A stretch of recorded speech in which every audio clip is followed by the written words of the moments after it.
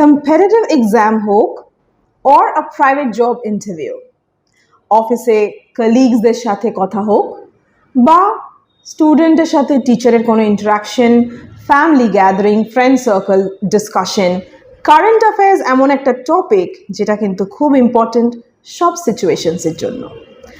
আজ এমনই একটা খুব ইম্পর্টেন্ট কারেন্ট অ্যাফেয়ার্স টপিক নিয়ে তোমাদের কাছে হাজির।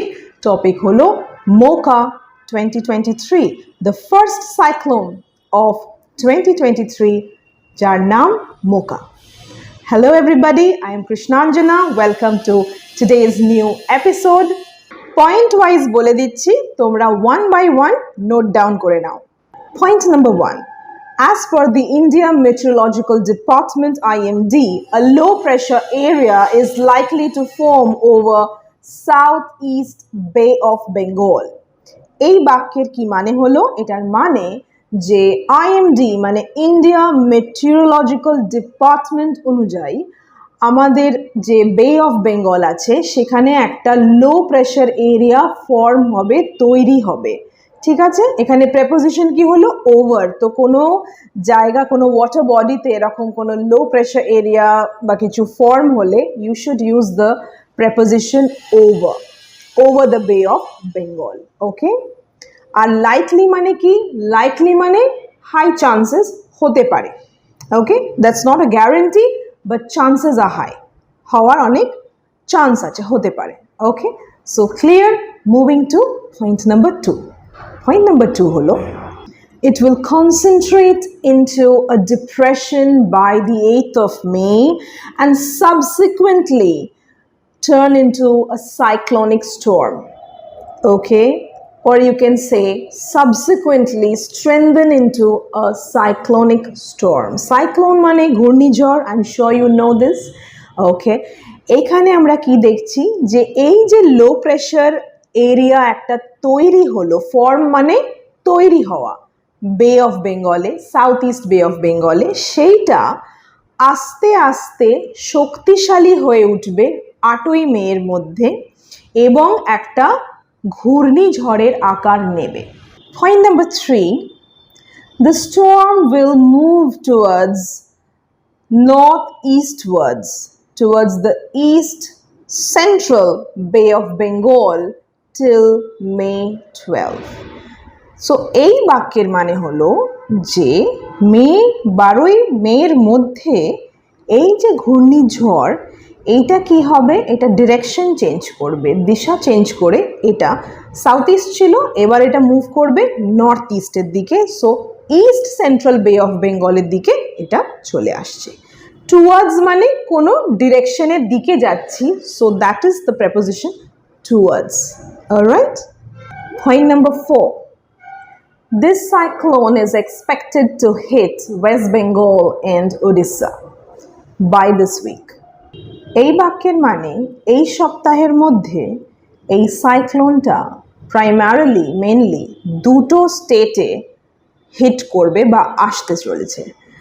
এক হলো আমাদের ওয়েস্ট বেঙ্গল, পশ্চিমবঙ্গ, আর 2 নম্বর হলো Odisha. Point number 5.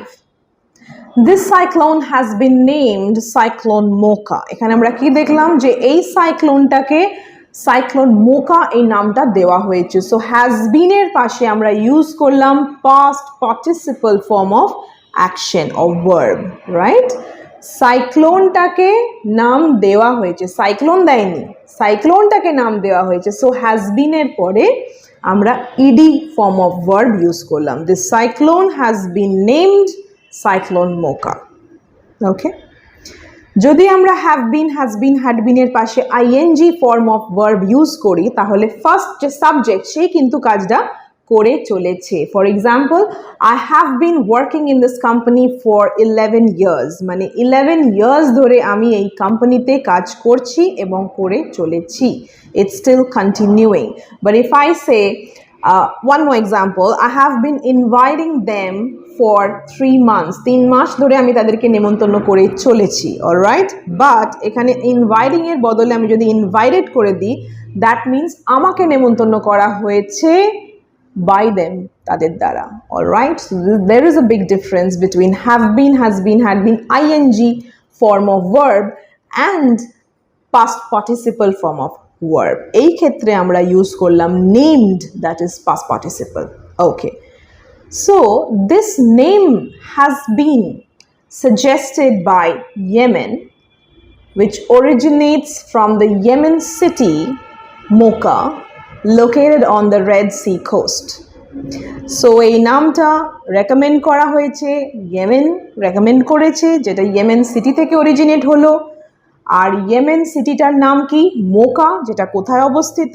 Red Sea coast. Okay, আর একটা interesting point, next point is very much interesting, that is I am sure some of you have tried the Mocha coffee. So this Mocha city, the port city, is so famous for its coffee trade that it gave its name to the famous coffee mocha. So এই port city Mocha নামেই কিন্তু Mocha coffeeর নাম দেওয়া হয়েছে।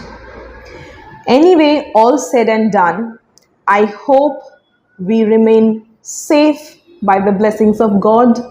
Please take care of yourself, your family, your children, your neighbors, and let us all be united and safe.